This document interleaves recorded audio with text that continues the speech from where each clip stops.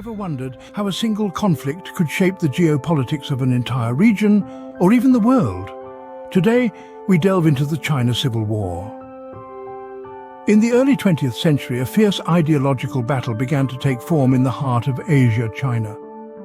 The year was 1927, and the stage was set for a clash between two powerful entities. The Nationalist Party, also known as the Kuomintang, led by Chiang Kai-shek, and the Chinese Communist Party, under the leadership of the formidable Mao Zedong. Imagine the tension, the anticipation, the power struggle. On one side, the nationalists, steeped in traditional Chinese values, advocating for a centralized authoritarian government that would unify China under a singular national identity. On the other side, the communists, influenced by the radical ideologies of Karl Marx and Vladimir Lenin, envisioning a China where power was vested in the hands of the proletariat, the working class. These contrasting visions for the future of China were more than mere ideological differences. They were a manifestation of a deep-rooted power struggle, a contest for the hearts and minds of millions of Chinese citizens. As the nationalists and communists vied for supremacy, the tension between them grew, eventually escalating into a full-blown civil war. This was not a war fought in isolation. It was a conflict deeply intertwined with the global politics of the time, a war that would not only reshape China, but also send ripples across the world.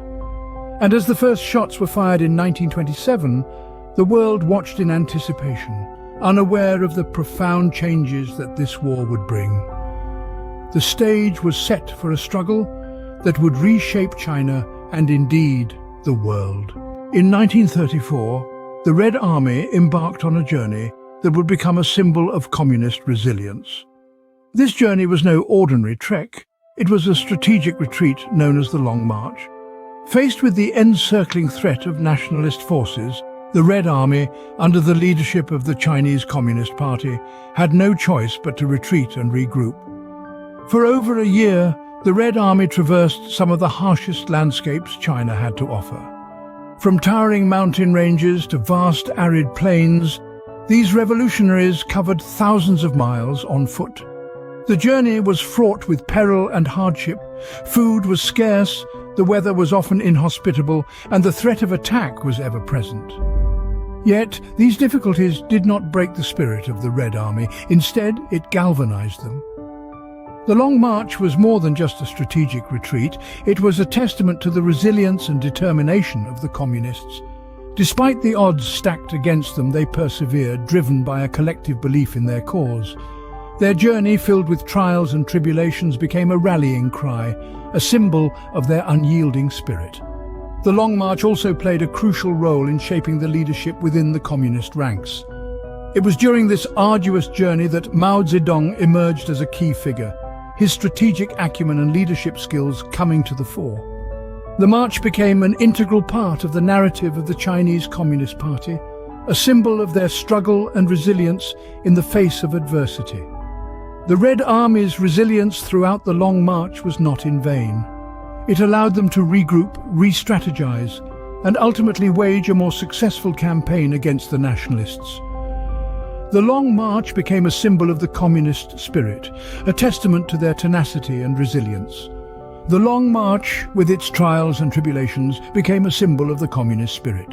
In the face of a common enemy, even bitter rivals can become allies. This wisdom held true during the Second Sino-Japanese War, a time that saw the nationalists and communists, two adversaries embroiled in the Chinese Civil War, unite in a pact known as the United Front. The United Front was not a union born out of mutual respect or shared ideology. Rather, it was a tactical alliance, a response to a dire threat to China's sovereignty, the aggression of Imperial Japan. The Nationalist Party, or Kuomintang, led by Chiang Kai-shek, and the Chinese Communist Party, led by Mao Zedong, set aside their differences and put their collective strength towards resisting the foreign invader. This was a pause in their internal strife, a ceasefire that allowed them to direct their resources and energies outward. The enemy at their gates necessitated unity, and so the United Front was formed. They fought side by side, their common goal overshadowing their ideological differences. They shared the battlefield, their soldiers fought and died together, and they endured the shared hardships of war. This period of cooperation, however, was not to last.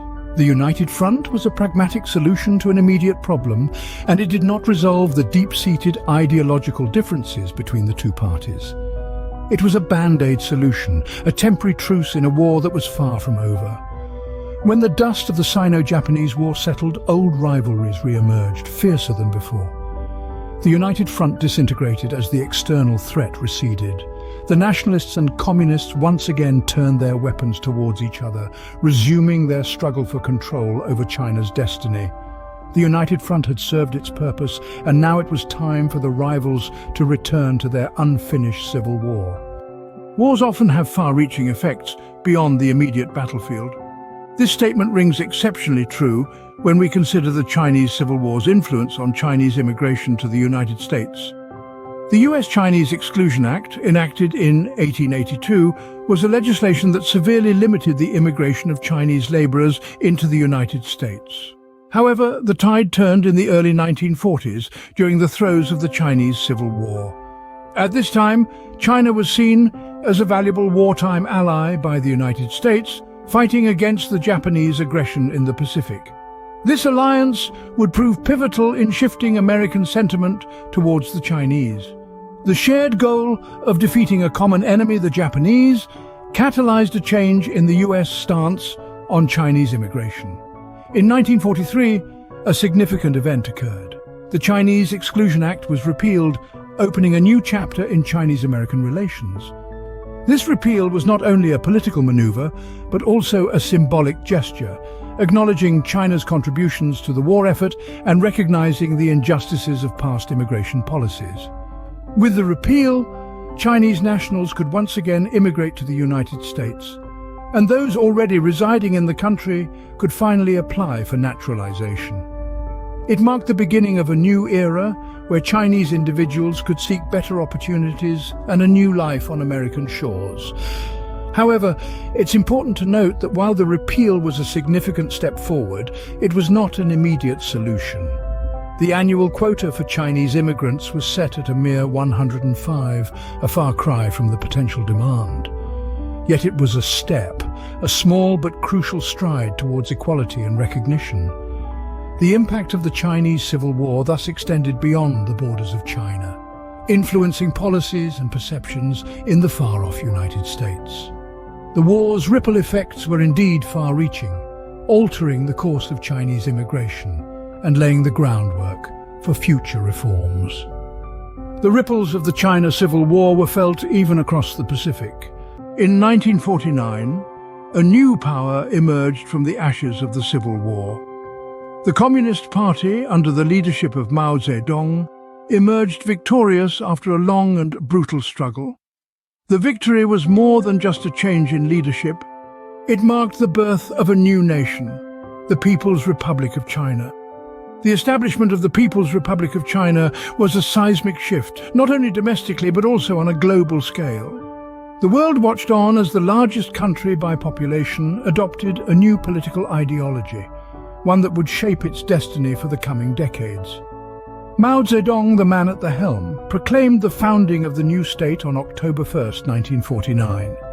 His leadership, while divisive, was transformative. The new government quickly embarked on a series of radical changes aimed at building a socialist state. The global reaction to this monumental shift was mixed. The Western powers, led by the United States, were wary of the rise of a communist state.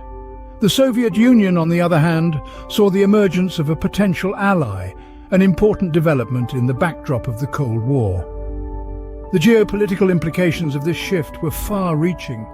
The People's Republic of China would go on to become a major player on the world stage, its influence growing with each passing year.